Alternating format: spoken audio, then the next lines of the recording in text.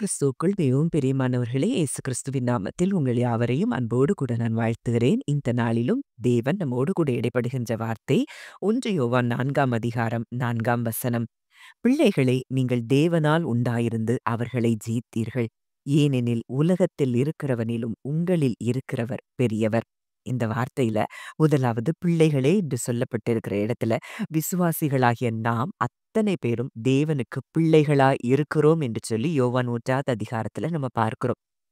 அவர்கள் இரத்தத்தினாலாவது மாம்ச சித்தத்தினாலாவது புருஷனுடைய சித்தத்தினாலாவது பிறவாமல் தேவனாலே பிறந்தவர்கள் என்று சொல்லி பார்க்கிறோம். அப்போ நீங்களும் நானும் இன்றைக்கு தேவனால் பிறந்தவர்கள். அப்போ நம்ம தேவனால் உண்டாயிருக்கிறோம்.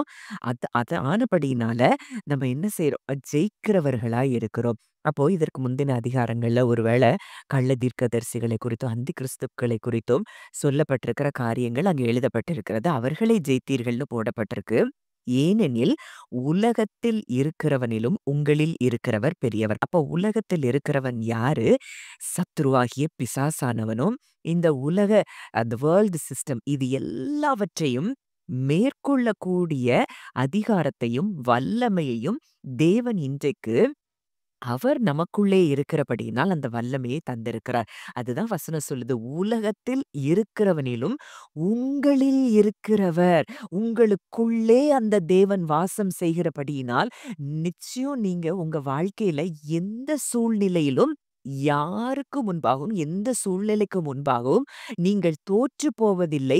நீங்கள் ஜெயிக்க பிறந்தவர்கள் என்று சொல்லி இந்த வார்த்தை நமக்கு கற்றுக் கொடுக்கிறத பார்க்கிறோம். அப்ப இன்றைக்கு ஒருவேளை நீங்க பயந்து கொண்டு இருக்கலாம். இந்த சூழ்நிலை எனக்கு என்ன செய்யுமோ? இந்த சூழ்நிலை எனக்கு இப்படி இருக்குது. இது எப்படியாய் முடியுமோ? அப்படியெல்லாம் நீங்க பயந்து கொண்டு இருக்கலாம். இன்றைக்கு ஆண்டவர் உங்களோடு கூட தான் இடைப்படுகிறார். உலகத்தில் இருக்கிறவனிலும் உங்களில் இருக்கிறவன். நீங்க அத தைரியமா நீங்க அத அறிக்கை செய்யும்போது, விசுவாசிக்கும்போது நிச்சயம் உங்களுக்கு எதிராய் இருக்கிற எல்லா சூழ்நிலைகளும் உங்களுக்கு முன்பாக அது முடங்கி போகும் என்பதில் சந்தேகமே இல்லை. அதனாலதான் 1 யோவான் 5:4-5 மறுபடியும் அதே வார்த்தை சொல்லப்பட்டிருக்கிறது. தேவனால் பிறப்பது எல்லாம் உலகத்தை ஜெயிக்கும். நம்முடைய விசுவாசமே உலகத்தை ஜெயிக்கிற ஜெயம் அப்படின்னு சொல்லி போடப்பட்டிருக்கிறது. இயேசுவானவர் தேவனுடைய குமாரன் என்று விசுவாசிக்கிறவனே அன்றி உலகத்தை ஜெயிக்கிறவன் யார்? அப்போ இன்னைக்கு தெளிவா சொல்லுது. தேவனால் யாரெல்லாம் தேவனால பிறந்திருக்கிறாங்களோ அவங்க எல்லாரும் உலகத்தை ஜெயிக்கிறவங்களா இருக்கிறாங்க.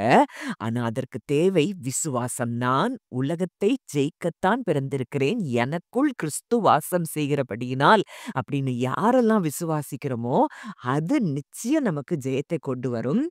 இயேசுவானவர் தேவனுடைய குமாரன் என்று விசுவாசிக்கிறவனே அன்றி நீங்க இன்னைக்கு விசுவாசிக்கிறீங்களா?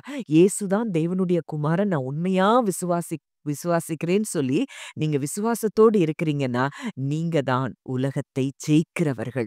உங்களை தோற்கடிக்க எந்த வல்லமைக்கும் அதிகாரம் இல்லை. எந்த சத்துருவுக்கும் அதிகாரம் இல்லை என்பதை இந்த வார்த்தைகள் மூலம் நீங்கள் அறிந்து கொள்ளலாம். ரோமர் 8ஆவது அதிகாரத்துல கூட பார்க்கிறோம். இவை எல்லாவற்றிலேயும் நாம் நம்மில் அன்பு கூறுகிறவராலே முற்றிலும் ஜெயம் கொள்ளுகிறவர்களாய் இருக்கிறோமே.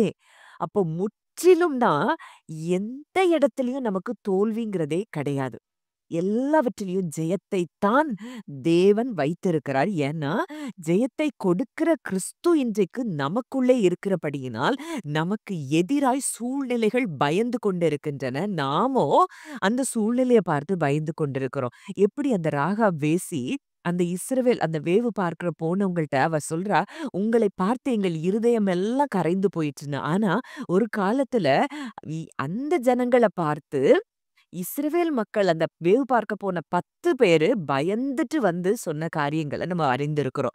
அப்போ இன்றைக்கு நம்மை பார்த்து சூழ்நிலை பயந்து கொண்டிருக்கிற நீங்க சூழ்நிலைகளை பார்த்து பயப்பட தேவையில்லை என்று சொல்லி தேவன் இந்த வார்த்தையின் மூலம் உங்களோடு கூட இடைப்படுகிறார். நீங்கள் ஜெயிக்க பிறந்தவர்கள். நிச்சயமாய் உங்களுக்கு ஜெயம் மாத்திரமே உண்டு. ஏன்னா கிறிஸ்துவுக்குள் எப்பொழுதும் நம்மை வெற்றி சிறக்க பண்ணுகிற தேவன்.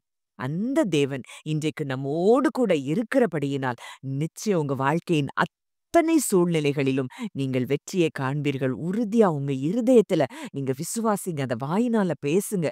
அது நிச்சயமாய் உங்களுக்கு எதிரான சூழ்நிலைகள் அத்தனையும் அது முடங்கி போகும், அது மாறும். நீங்கள் நிச்சயமாக ஜெயிப்பீர்கள்.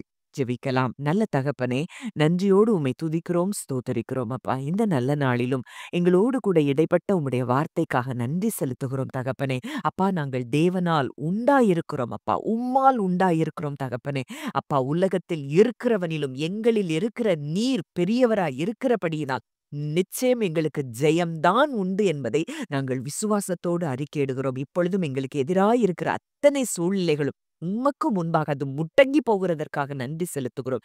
எல்லா சூழ்நிலைகளிலும் கர்த்தர் ஜெயத்தை கொடுக்கிறபடியினால் நன்றி செலுத்துகிறோம். கேட்ட வார்த்தையின்படி கர்த்தர் ஆசீர்வதிக்கிறதற்காக நன்றி செலுத்துகிறோம். இயேசுவின் மூலம் கேட்கிறோம். ஜீவனுள்ள நல்ல பிதாவே, ஆமென்.